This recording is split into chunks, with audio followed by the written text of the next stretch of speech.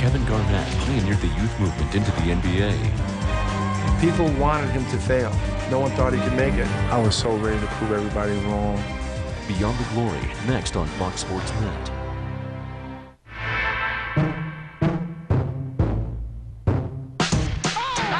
They called him the Kid. They cannot stop Kevin Garnett! Pioneer of a youth movement.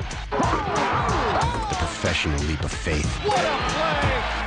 If you knew Michael Jordan was going to be Michael Jordan, you'd draft him at 13. You just don't know. My God, how can you be that good and be that young and be in the pros? But what if the NBA revolution was ignited by pure chance? And I see these cats fighting. Dang, he getting beat down. I'm like, lynching. That's the South for you. Had that not happened, would he have gone straight to the NBA? Nothing nobody could have done to stop this young man. A part of me was like, they getting the animal. A straight, untamed pit bull, that's what they get. This is Kevin Garnett. Beyond the Glory. Absolutely outstanding. Unbelievable. I concluded that he'd been on baseball. Do you have anything to say to your fans?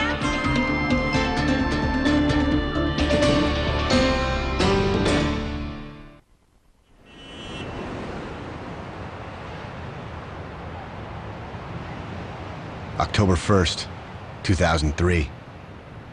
One day before the start of training camp. I'm happy to know that I'm going to be in Minnesota for the rest of my life.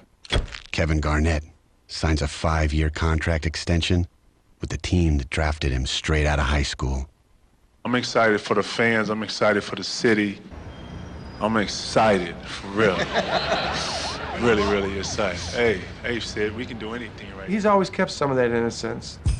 He came in as the kid, and he's now the man. He's all of 27 years old.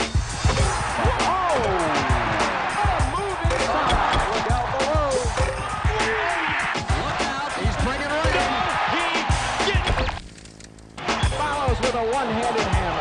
Oh, here comes another one. What a night for Kevin Garnett. He's in another world right now. Kevin Garnett changed the game. This past year, there were 5 high school players drafted. It all began with Kevin Garnett. He was not the first high school basketball player to turn pro. Just the first to make it look easy. My life is like a story. Y'all feel me? You know, sometimes you go through hard things, and today might be difficult.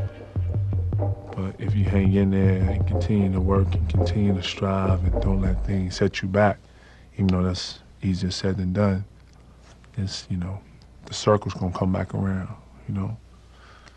The sun always shining, it's just sometimes there's some clouds there, you know what I'm saying?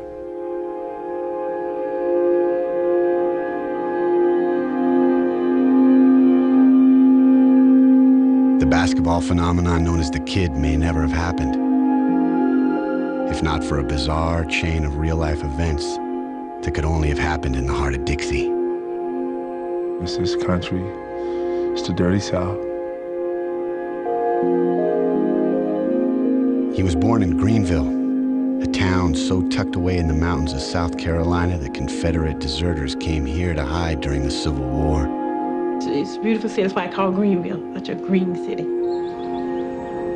In the early 70s, Shirley Garnett worked the production line at the 3M plant, where she fell in love with a local hero. O. Lewis McCullough would father her only son. He was a very prominent basketball player, highly sought-after athlete. Yes, he was one of the stars during our era. He was about 6'5", really shoot the ball, was really fast. I would not say he wasn't in his life, but they weren't as close as they should have been.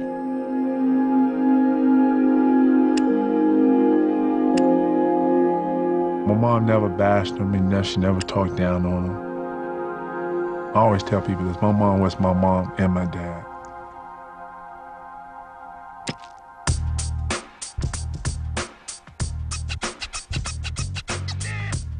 Kevin was the second of Shirley's 3 children. When he was 4, he met his best friend for life, Jamie Peters, nicknamed Junebug. Jamie had a Mickey Mouse watch. Did he tell you about the Mickey Mouse watch? I remember he had a Flintstone watch. It was Mickey Mouse. I remember well, it was Mickey Mouse. Mickey Mouse tape, calculator watch, you know? Bud left the watch with Kevin, and they have been friends ever since.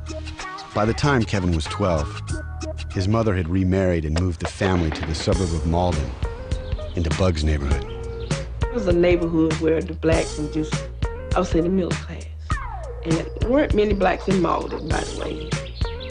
She quit the factory and started her own business, a beauty shop she ran out of the house. She used to have us doing little odd jobs like sweeping up hair on the floor, you know, collecting towels and washing them. I used to sterilize the combs, take the wraps off the rollers. A lot of good stories in the women's salon, better than the barbershop, to tell you the truth. Growing up, Kevin towered over kids the same age. He looked like a basketball player long before he could ever play. That was terrible. You think you just grab the ball, you shoot, and it goes in, and it's not that easy. But basketball was the neighborhood game. Kevin and Bug became regulars at Springfield Park. I got just beat down, just outplayed and just embarrassed a lot of times. You know, I've always been competitive, and it just drove me. We played from sun up to sundown. First thing you hear in the morning, being that we live across the street from, it's basketball, bouncing. Do. Kevin, put that ball up. On Basswood Drive, his game would grow by leaps and bounds. Everybody was like, you know, why don't you go off of varsity or whatever? But I knew my mom wasn't gonna let me play. I just knew. My mom was a type of mother who really wanted us to focus on school, and anything other than that, or that would take our mind off of that, she just wasn't having it. There's 2 things I'm scared of in life. That's God and my mom. He knew. I would have said no. With his best friend's encouragement, Kevin secretly showed up for the basketball tryouts his freshman year. How can Kevin not play on the team? He had to be on the team, yeah. They would always send a permission slip home to sign, but Bud would always be the one to sign the permission slip. But organized basketball is nothing like the playground. First day of practice, we didn't touch a ball. Second night of practice, we didn't touch a ball. There's more to playing basketball than shooting a basketball and dribbling it. I could tell right away he was like my mom. Wanted to be in control, would let you know that this is his gym, he doesn't need you. Whether he liked it or not, Kevin thrived on the discipline. I could teach him a drill at practice, and he could teach it as good as I could the next day. I mean, it was locked in. I just had this mentality that I'm a kid and I'm here to be seen, not heard. You know, that's how my mom taught us to be. But he could not hide his talent. As a freshman starter playing against boys 2 and 3 years older, Kevin averaged 13 points, 14 rebounds, and 7 block shots a game. You dream of coaching somebody like that. You dream of coaching somebody that you can send to a big school. College coaches 1,000 miles from Malden would know about Kevin's potential before his mother ever even knew he played a game. I always put my bag outside my window. He would be like, Ash, I'm gonna go up to the park for a little while. Could you just tell Mom I'm at Bug's house or something? He would leave the game and go home and climb through the window in his bedroom as though he never had left to play. That's how I went for like a year and a half, almost 2 years. But the double life would catch up to KG.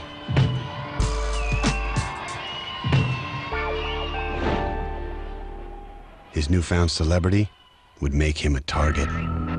Kevin got pointed out. Of course, you know, the first person you're gonna see is gonna be him. Here you facing 15 to 20 years, can you imagine? And the only thing I can remember hearing is my mom's voice like, don't get caught in the wrong place at the wrong time.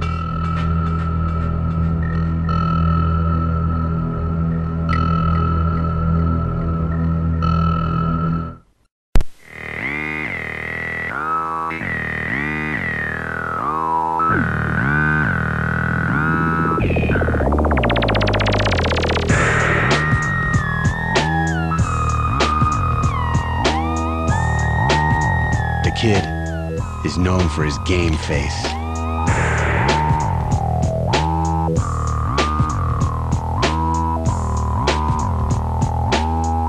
It's a childlike exuberance. It can be taken to a frightening extreme.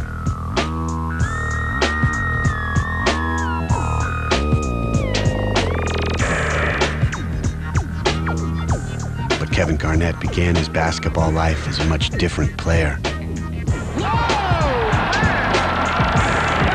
way I was taught, it was like you go out and try to rip somebody's head off and throw an elbow, and you know.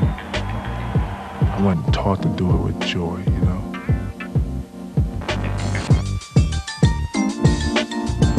In 1992, KG was a freshman playing on the varsity team for Coach Duke Fisher in tiny Malden, South Carolina. I dunked the ball, I would hit a three, and I would celebrate, and he would stop practice, and I would run while the other people practiced. So he sort of broke you down mentally, just to let you know that don't ever get bigger than the team, because without the team, you're nothing. I still use that to this day. Coach Fisher knew exactly what he had. I had played some at North Carolina, and so I called Dean Smith. I said, he's about 6'7", and he's just a freshman. And he can shoot, rebound, pass, you name it. We stood in total amazement watching this young man play. It was Bob Gibbons' job to find the best high school talent in the country. He and a colleague stumbled onto Kevin in 1993 while scouting another player from a town 20 miles away. We met with Duke Fisher. I said, I think Kevin's a junior. He said, no, he's just a 10th grader. And that made it all the more amazing what he was able to do. Well, I thought he had a all right game. They thought he was fantastic. And they invited him to Nike camp. That was his sophomore year. In the basketball world, Kevin was about to become a household name. In his own home, his mother had no idea he was even on a team. I'm gonna tell you how I got caught. My mom was doing some young lady's hair, and she needed her hair done before the game. They told her that Kevin was playing, and she was like, no, you know, I know everything about my kids. And they was like, no, he's playing, and he's good, and this and that and the other. So I got in the car, and the first thing my mom said, go to the school. She was like, I don't understand why he wouldn't tell me, and he knows I don't want him to play basketball. It's just gonna take up too much time in practice, and you know, she was just rambling. And I walked around in the back of the gymnasium, and you just hear the noise and all the drama. You know, when you see her come in, you automatically think the game about to stop. I think Bud gave Kevin the eye that Mom's at the door. And all of a sudden, he looks up. And the people in the gymnasium didn't know what was wrong because he sees me. She looked right at me. She said, your ass is mine when you get home. But in that moment, Shirley Garnett saw her only son in a brand new light. It was unbelievable to me to see him playing ball like this, dunking. I mean, dunking. I was scared to go home. I just became his biggest fan, and I was his biggest critic. Still to this day, it applies. By age 16, he was not just Shirley's son, he was Malden's. Kevin kind of reminded me when he was coming through Malden, bringing a town together, bringing a community together. It was more than the whole town of Malden. It was the whole county of Greenville, and it spread to the whole upstate, really. I mean, he was known by everyone. Kevin was a complete unknown in Indianapolis that summer. He accepted Bob Gibbons' offer to attend the Nike All-American camp. Kevin walks in, and I start laughing. I said, hold up, man. How you gonna give me this cat, man? He's like 6'10" and super skinny. And I grabbed his forearm and said, what's this? From Malden, South Carolina. As a first-year coach at the camp, William Wolf Nelson was given a low-profile team to compete in the week-long tournament. It was the year Allen Iverson came after he had been charged with assault back in his hometown of Hampton, Virginia. And that was the first time that a camp all-star game was nationally televised. He has the reputation of perhaps being Iverson the best had a player reputation. Garnett made one in a matter of days. Garnett, who delivers to tie the contest. Kevin dunks on somebody, and I called to the sideline. I said, Kevin, come here. Come over here. Kevin runs over there. You know, like, did I do something wrong? I said, what was that? That was a sissy dunk. The next time you dunk it, you want to dunk it a little bit harder, man. I mean, I need some excitement. I need some emotion. And with that, the kid was unleashed. Oh, man! Samaki Walker finds Garnett. It's looked by Walker. Go a little slip screen off on the inside, and again, another dunk, and this time Kevin Garnett buries it. He was the best player of the best of the best. He became an overnight national figure. And he came back home. It was like just a different kid as far as basketball goes, man. It was like, it was different. I'm in books and Streets and Smith and honorable mention and whatever. It got to the point where he got so much mail when he was a junior that they'd send it to me. And I thought, golly, this is great. I've never gotten this much mail in my life. Recruiters were relentless. I changed telephone numbers every time, but they still would get it. One guy called me one night. I'm not gonna call his name. He was a big coach. He said, "Man, it doesn't matter. It doesn't matter. It's changing phone number. We have sources." After his junior season in 1994, Kevin was named South Carolina's Mr. Basketball, the first time an underclassman had ever won the award. His future seemed as rock solid as the granite surrounding Greenville. Kevin wanted to attend college. That was his dream. He wanted to attend school.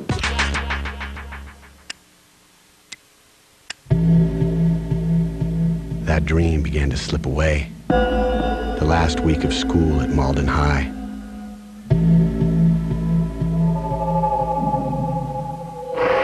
I see these cats fighting, so it's bugging myself. Dang, he getting beat down. It's like a blur now. Because everything started happening so fast after that.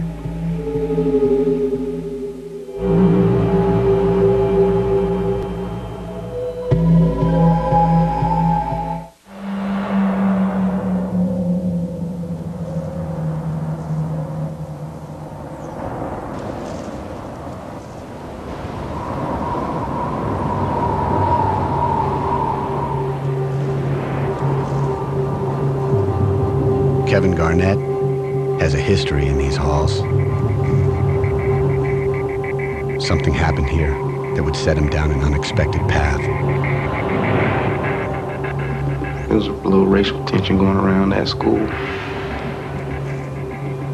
But you don't really know what to think about at the time. Still.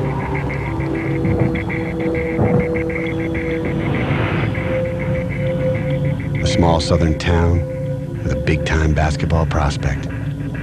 Malden, South Carolina would implode in the spring of 1994. It was last day of school for seniors.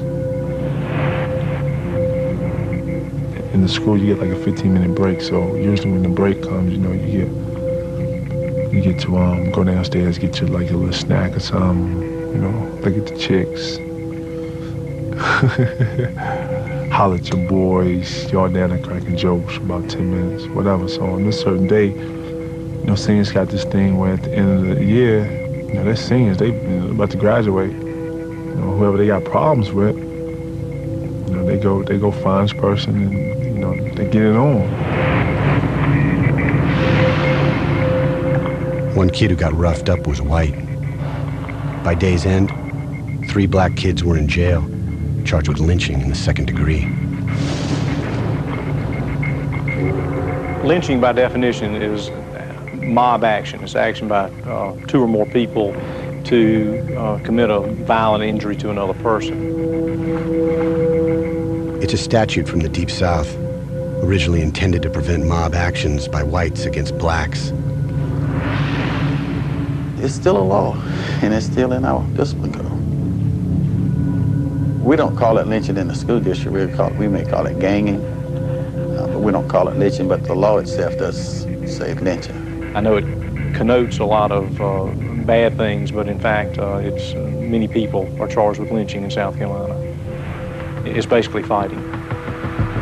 Under the law, anyone judged to be part of the mob who does not try to stop the violence can also be charged with lynching. As the investigation materialized through the police department and us, we did learn that Kevin was with the group.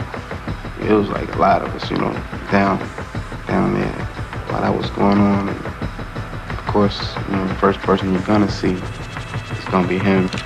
Next day in school, a couple of teachers come up to me. It's like, yo, we heard that, the police want to talk to you and you was caught in his altercation or whatever. What happened? And we sat in my doorway with him in a chair and me in a chair, and he just said, I didn't do anything. I was just there. Kevin always wanted to be accepted. He felt odd because of his size and because of his notoriety, and he just wanted to be one of the fellas. Here's a guy 6'11" who stands very popular in school, who stands out. He's the star basketball player. If he's in a crowd, why wouldn't he be noticed? I mean, he would tower above everyone else. They came and got him from school, which made it kind of bad. I pop up and I'm getting ready to dart. I jump over it. A couple of desks. I'm dart. I'm like, I don't even know what I'm running for, right? But I'm shook, so I'm getting ready to jet out. The teacher, Miss Willoughby, she goes, Kevin, don't even run. If you ain't doing anything, don't run. You're innocent of this. You told me this. Go with them. It'll all work out. And I did ask the police not to put handcuffs on him. It's like maybe 12 cops out there. As soon as he grabbed me, he started reading me rights and he cuffed me. And he take me down to the county and all that.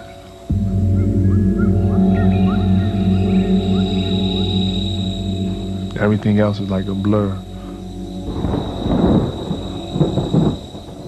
I went down to the Marlin police office, and there sat Kevin, crying. I never have seen him look like that. And just a look on his face, and I'm like, what in the world is happening? The reigning Mr. Basketball had been charged with lynching in the 2nd degree. Kevin and 5 others faced the possibility of 20 years behind bars. I know he would never harm a fly, not Kevin. And to go down to the police station and hear you facing 15 to 20 years, can you imagine? Well, it was hard to believe. I thought, it's just something that would go away after a day or so, but they stayed out. And then, it got worse as far as him not being able to play basketball from Marlin and all this stuff. He'd been expelled from school. His senior year of eligibility was now in question. My mom was like, you can't, they had obviously kicked me out of school, expel me from school. And so it's like, I'm getting you out of South Carolina.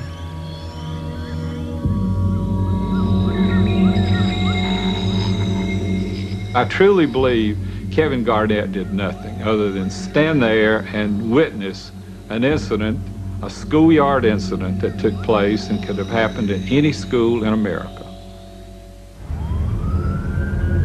The shock of the charge reverberated all the way to Chicago, site of the 1994 Nike summer camp. They said, Kevin's not coming back. He's not coming to camp this year. And I'm like, what do you mean Kevin's not coming to camp? Nike was kind of hesitant because of the Allen Iverson situation the year before that.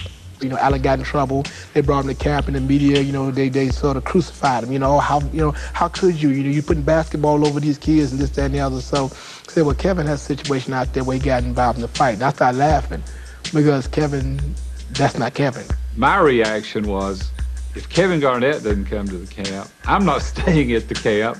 I've got all the rosters, the schedules. I'm getting on the plane and going back to Charlotte. So we better talk about this. Nike relented. Kevin was reunited with Coach Wolf Nelson. How you doing? Can I get away? When he got there, you can tell it was like, I'm ready to roll, man. I'm here, I'm ready to do my thing, and he did his thing. He did his thing. Kevin solidified his title as the best high school prospect in the country.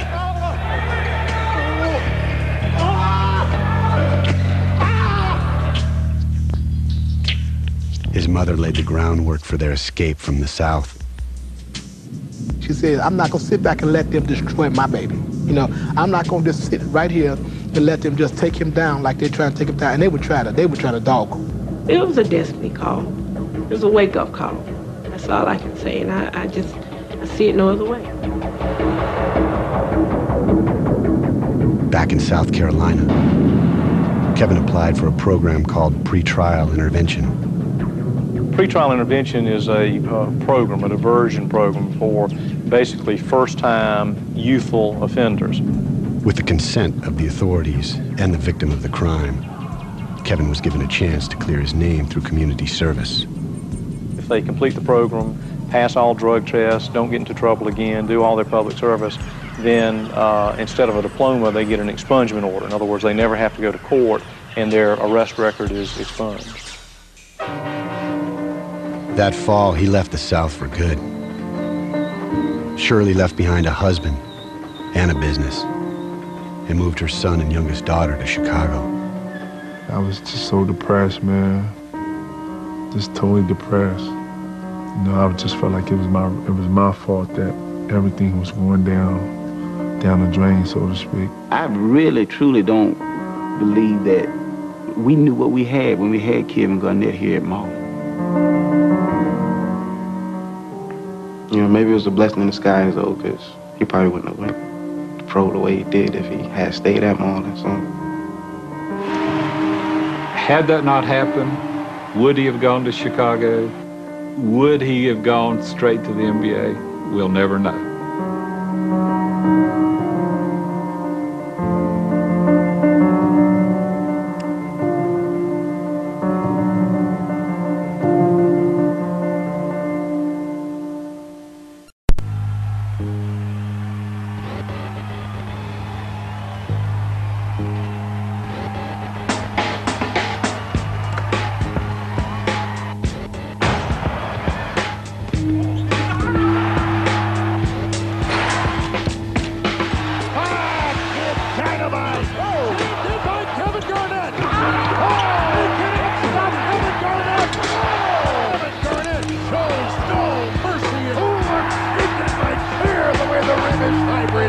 They called him the Kid when he turned pro out of high school. Some sports writers claimed it was a mistake. He'd never make it. He was too young, too immature. All those people that were saying that couldn't even get through not even half of what I've been through. That was my edge. I was like, it can't be no harder than Chicago. It can't be this hard. Now, he asked me to come with him. See, that's how he did it, you know. You want to come to Chicago with me? Yeah. They were 18, country boys who felt betrayed by their little hometown. Chicago is like nothing I've seen in my life. You know, it's rough. I remember calling Taylor Bell with the Chicago Sun-Times and telling him, you're getting the best high school player in the country. In the spring of 1994, Kevin had been charged in connection with a schoolyard fight he claims he had nothing to do with.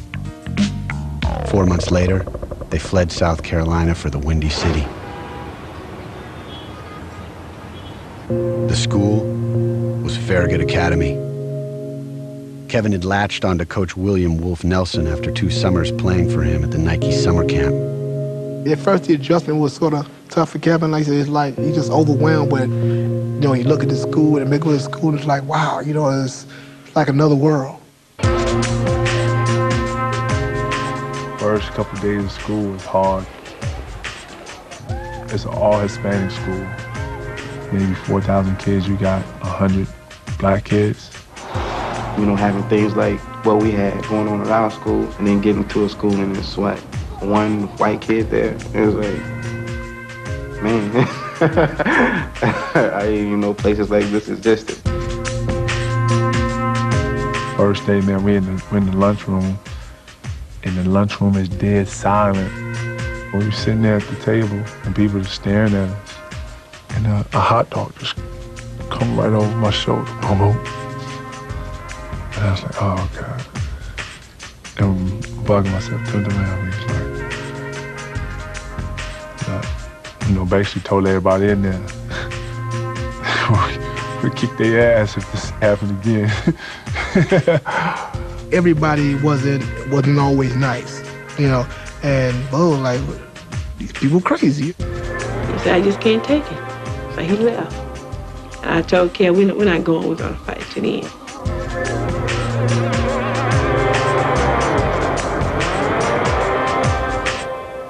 He had the basketball team, they were like a cohesive group, He had those guys. Chicago let me be me.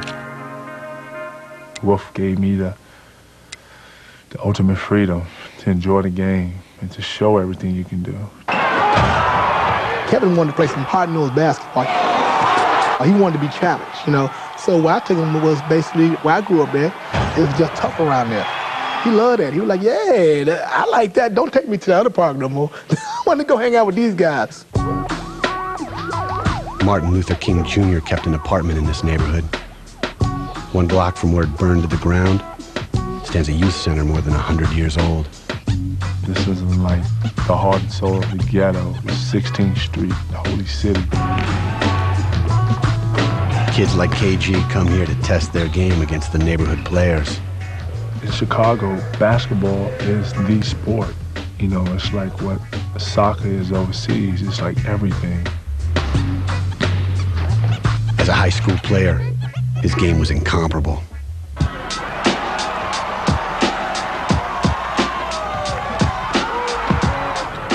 But his future would be determined by how he scored in the classroom. I'm going to college. I'm not going to skip. It's no later or nothing. When I qualify, I'm going to college, pick a school, and I'm going to be a regular kid. That's it. One of the factors that led to Garnett changing the whole face of what happens now in the pros and high school basketball players was that he did not have the option to go to college. I was having difficulties passing the SAT. To be eligible for a major college scholarship, student athletes must reach a minimum score on one of the standardized college entrance exams. Every time he'd take it, he would keep getting the same damn score, and I kept looking like. I just know from talking with college coaches who did get his academic transcript that he was not close. The dramatic turn their lives were taking did not help. Keep in mind, I was married at the time, and my ex-husband had a stroke, and he had called me, and I had to come home to take care of that end. Myself and Ashley was left up in Chicago for about 9, almost like 10 months. And it was hell. They lived in a 1-bedroom apartment on the south side of Chicago, the same building as Coach Nelson. We lived on the 12th floor and he lived on the 11th floor, so we were always down there either eating or he was up there, so he was a big help, he was. I don't know what we would have done without him. Kevin turned to his talent to provide. Play for some of the cats in the neighborhood just to get money.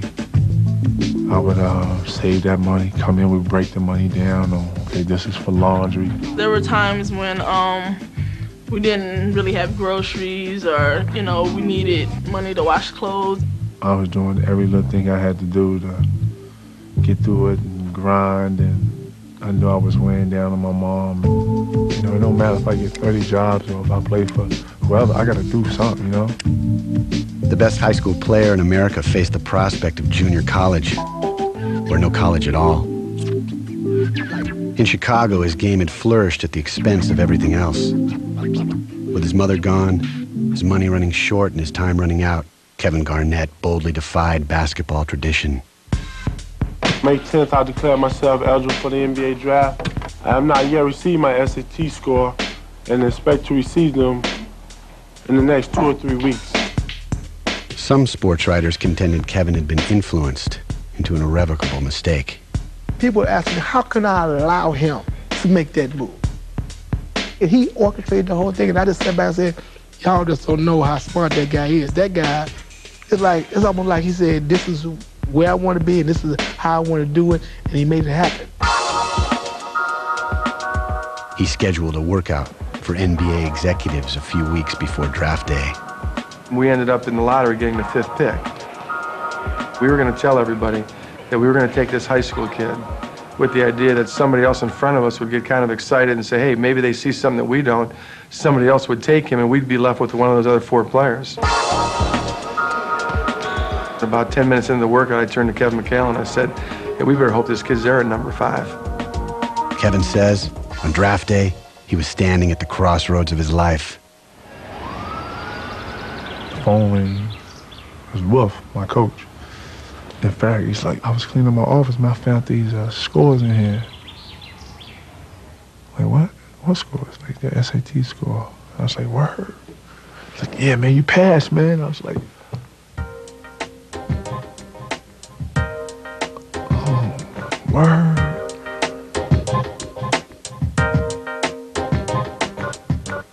The next 30 minutes, probably the best 30 minutes of my life. With the 5th pick in the 1995 NBA draft, the Minnesota team will select Kevin Garnett from Farragut Academy in Chicago.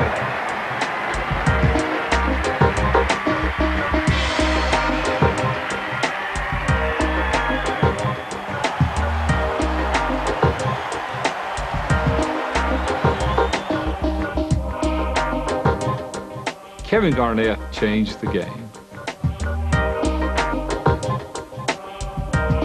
Kevin was the one that kind of led the way. But an invitation to join the club doesn't mean that you belong. You step up to that jump ball, you look at the guy across you and say, hey, look, I'm going to kick your ass. And then you got to go out there and do it. There's nobody holding your hand. I had serious doubts that he was strong enough to play against a Karl Malone or a Shaquille O'Neal. I thought they were just absolutely battering. Times that I think I was going to make it. I'm going to make this. Just if I got to die here today, I'm going to make this.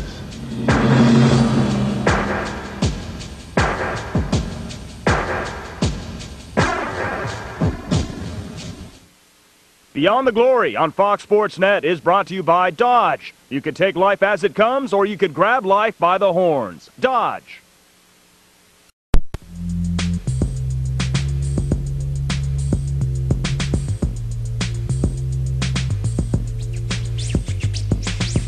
Some of the most celebrated players in the NBA today began their pro careers before they could even order a drink. They all stand on the shoulders of Spencer Haywood. In a case argued before the Supreme Court in 1971, Haywood won the right for undergraduates to earn a living in the NBA. In the 25 years between Haywood and Kevin Garnett, only 3 other high school kids even tried it. We went to play the Los Angeles Lakers, and Cedric Sabalas was playing for him. Sabalas was matched up on KG, and he went right around him and scored. Turns and faces, dribble drive, beats Garnett. Underneath, slammed up, basket counts, foul. And he turned back to him, he says, you know, this isn't high school. He got that everywhere. People wanted him to fail. No one thought he could make it. It just fueled me. It fueled me. I was so ready to prove everybody wrong. Sabalas would finish his career as a journeyman. Within 1 year, 19-year-old KG was a dominant force, a superstar in the making. Kevin Garnett started this trend of high school players skipping college and going straight to the NBA. Players are now more tuned in to the realities of their chances to be successful in the pros. The key to KG's success lies in the struggle he endured to get there. Kevin was a bit unique in the fact that he did leave Malden, South Carolina, and go to Chicago. Was kind of on his own for a while. And I think that served him very, very well. Kevin made that move out of happenstance. A schoolyard skirmish that could have happened anywhere. A size and stature that ensured he'd be singled out. An archaic law that would threaten his future. And a bold move to save his career. I want to play basketball and someday be in the NBA. I want to be out of this predicament that I was in. You can't keep a truly great player down. You can't. It's just not going to happen. In 1997, Kevin Garnett led Minnesota to its first playoff appearance in franchise history. He was rewarded with the richest contract in professional sports history. From day one, he's played like he has to prove he's worth every penny. Even at 19, he was a leader of our team. You know, this franchise, when you think of the Timberwolves, you think of Kevin Garnett. KG has taken the Timberwolves to the postseason each year since then. His team has yet to win a playoff series. Gotta get past the first round. And it's not a bad question. It's not a question that I'm tired of either. It's the question that's really driving me.